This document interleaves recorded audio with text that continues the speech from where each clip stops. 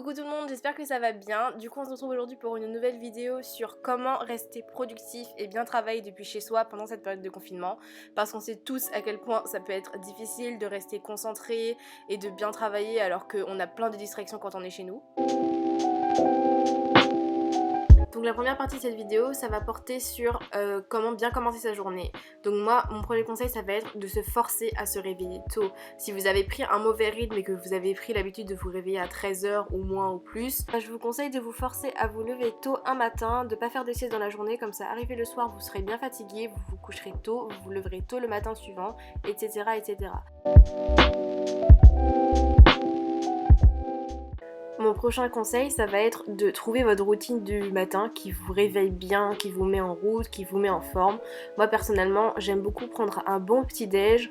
Je suis plus thé que café, mais du coup, moi je me fais un thé, vous ça peut être un café ou autre chose, un jus d'orange, je sais pas ce que vous voulez. Ensuite, je prends une viennoiserie, quelque chose de très simple, j'aime pas trop me casser la tête à faire un truc compliqué le matin. Ensuite, la plupart du temps, je prends mon petit déj toute seule parce que les membres de ma famille et moi, on n'a pas le même rythme. Certains se lèvent plus tôt, d'autres plus tard, enfin voilà. Donc du coup, j'aime bien être sur mon téléphone, regarder des vidéos YouTube, regarder les news de la journée, enfin parler à des amis, peu importe, juste un truc qui me détende et qui me fasse passer le temps pendant que je prends mon petit déj toute seule. Ensuite, je vais dans ma salle de bain et là, je fais ma routine du visage. Donc je nettoie mon visage, j'applique des produits, enfin rien de trop compliqué et rien de trop long. Après ça, je retourne dans ma chambre et là, je fais enfin mon lit. Je range un peu ce qu'il y a à ranger, s'il y a des trucs à ranger et voilà. Je vous conseille aussi de ne pas passer votre journée en pyjama parce que c'est carrément démotivant. Habillez-vous, préparez-vous, maquillez-vous pour ceux qui se maquillent et voilà, vous êtes en forme, vous êtes ready pour la suite. Ensuite, se préparer, ça inclut également préparer son espace de travail, donc prendre tout ce dont vous aurez besoin pour la matière ou les matières que vous allez travailler dans la journée. Comme ça vous évite de retourner prendre un classeur ou des stylos et donc à interrompre votre session de travail. Donc moi j'ai plus tendance à tout préparer et comme ça après je suis prête et j'ai plus à me lever de mon siège. Pour ceux que ça peut aider, je vous conseille aussi de faire une to-do list des choses que vous voulez faire dans la journée ou que vous avez envie de travailler dans la journée. Moi personnellement j'ai plus tendance à faire mes to-do list la veille au soir, enfin le jour d'avant quoi, et puis à ajouter des choses si jamais j'ai oublié certaines choses que je voulais faire dans la journée quoi.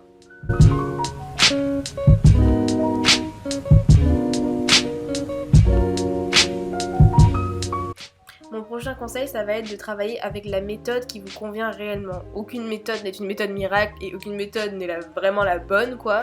Ça va être plutôt la méthode qui vous convient réellement qui sera la bonne.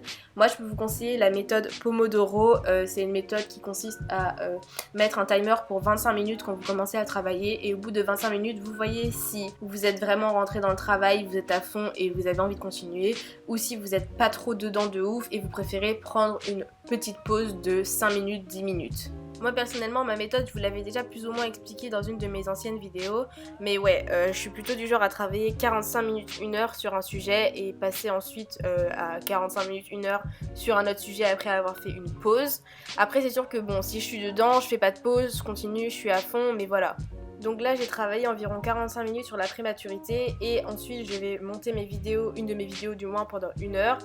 C'est du travail mais c'est quand même quelque chose que j'apprécie beaucoup, donc ça fait en quelque sorte une petite pause, c'est une bonne solution. Et ensuite je vais travailler encore une fois 1 heure mais cette fois-ci sur les compétences précoces. Donc ouais tout ça c'est de la psycho hein, vous savez. Donc moi j'ai plus tendance à travailler sur ma tablette, j'aime beaucoup faire de la mise en page, j'utilise l'application GoodNotes pour ceux qui ont une tablette, si jamais vous voulez essayer, c'est une super bonne application. Et sinon donc je travaille sur ma tablette ou alors je travaille sous forme de fiches ou sinon j'imprime mes cours comme vous le voyez ici, mais ça c'est un cours de sociologie. Et comme c'est imprimé du coup ça me facilite la tâche, il me suffit juste de relire mes notes et c'est plutôt cool, voilà.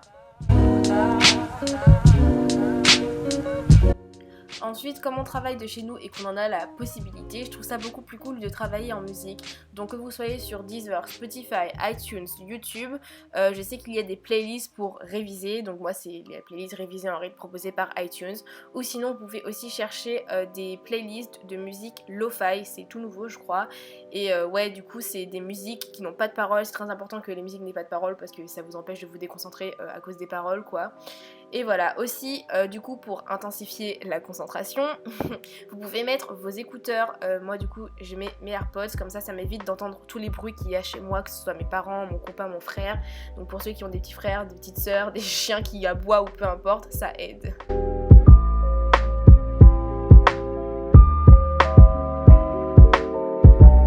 Bien sûr, je pense que c'est complètement logique pour tout le monde, mais je vous conseille quand même de mettre votre téléphone sur le mode ne pas déranger et de le poser face cachée sur votre bureau, comme ça vous ne voyez pas et vous ne recevez pas les notifications, ou sinon envoyez votre téléphone sur votre lit ou dans une autre pièce.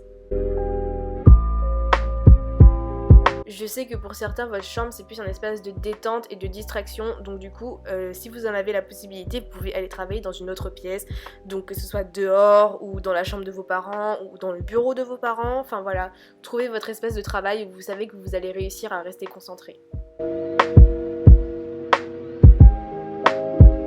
Quand je dis qu'il faut bien choisir ses temps de pause, j'insiste vraiment qu'il faut bien choisir ses temps de pause. Quand vous prenez vos temps de pause, faites pas des trucs que vous appréciez beaucoup trop. Genre par exemple, moi là j'ai choisi de cuisiner, c'était pour le repas de midi pour ma famille et moi, donc j'ai fait des pommes de terre cuites à l'eau et des ribs, enfin des côtes de porc, je sais pas comment vous appelez ça, mais moi j'appelle ça des ribs. Donc c'était pour moi et le reste de ma famille. Faites pas des trucs genre YouTube où vous vous allongez, où vous savez que vous allez rester des heures à regarder des vidéos ou des séries genre Netflix. Faites pas ça, faites plutôt des activités, genre des jeux, genre là par exemple je fais un puzzle 1000 pièces, ultra dur les gars, franchement je galère. Sinon vous pouvez aussi faire des activités en famille, profiter de votre famille, lire un livre, dessiner, colorier, je sais pas trop, mais voilà.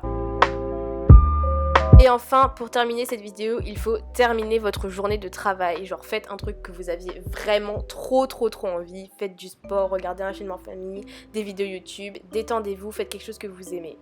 Voilà, j'espère que cette vidéo vous aura plu. N'hésitez pas à vous abonner, je reviens prochainement pour de nouvelles vidéos. Et n'oubliez pas que je vous aime!